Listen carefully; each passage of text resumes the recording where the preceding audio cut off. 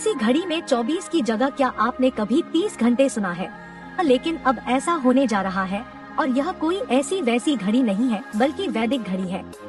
यह वह वैदिक घड़ी है जो मुहूर्त और राशिफल के साथ साथ कई और महत्वपूर्ण जानकारियाँ भी आपको देगी।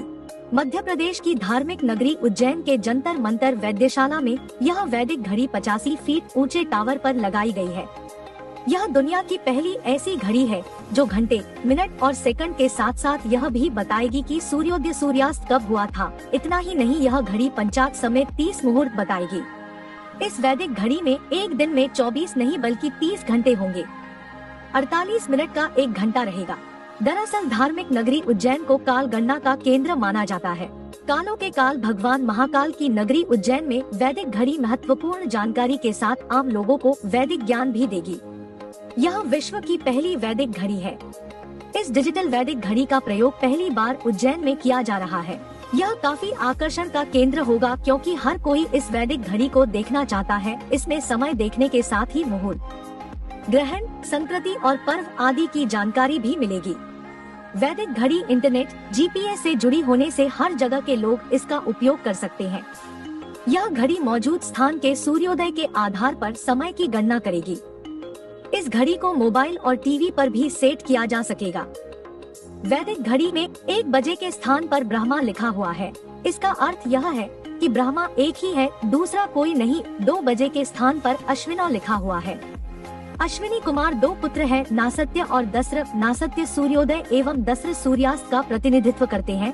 3 बजे के स्थान पर त्रिगुणा लिखा हुआ है, जिसका अर्थ है कि गुण 3 प्रकार के हैं, सतोगुण, रजोगुण और तमोगुण। जीव और प्रकृति 3 गुणों की ही होती है।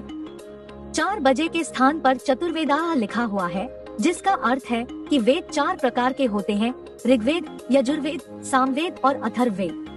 वेद ही हिंदुओं के धर्म ग्रंथ है, दूसरा कोई धर्म ग्रंथ नहीं। 5 बजे के स्थान पर पंच प्राणाः लिखा हुआ है, जिसका अर्थ है प्राण 5 प्रकार के होते हैं, अपान, समान, प्राण, उदान और व्यान। शरीर में यह मुख्यतः 5 प्रकार के प्राण स्थित होते हैं।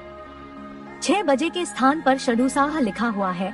इसका अर्थ है कि रस 6 प्रकार के होते हैं, मधुर, अमल, लवण, कटु, तिक्त और कसाय। 7 बजे के स्थान पर सप्तर्षय लिखा हुआ है। इसका अर्थ है कि सप्तऋषि 7 हुए हैं, कश्यप, अत्रि, भारद्वाज, विश्वामित्र, गौतम, जमदग्नि और वशिष्ठ। हर युग में अलग अलग सप्तऋषि हुए हैं। 8 बजे के स्थान पर अष्ट सिद्धियाँ लिखा हुआ है।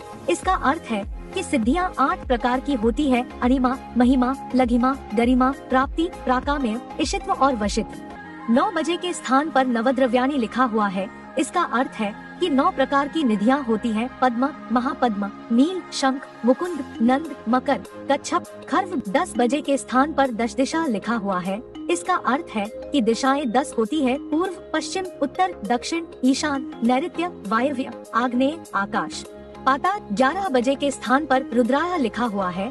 इसका अर्थ है कि रुद्र 11 प्रकार के हुए हैं, कपाली, पिंगल, भीम, विरूपाक्ष, विलोहित, शास्ता, अजपाद, अहिर्बुद्ध, शंभु, चंड और भव।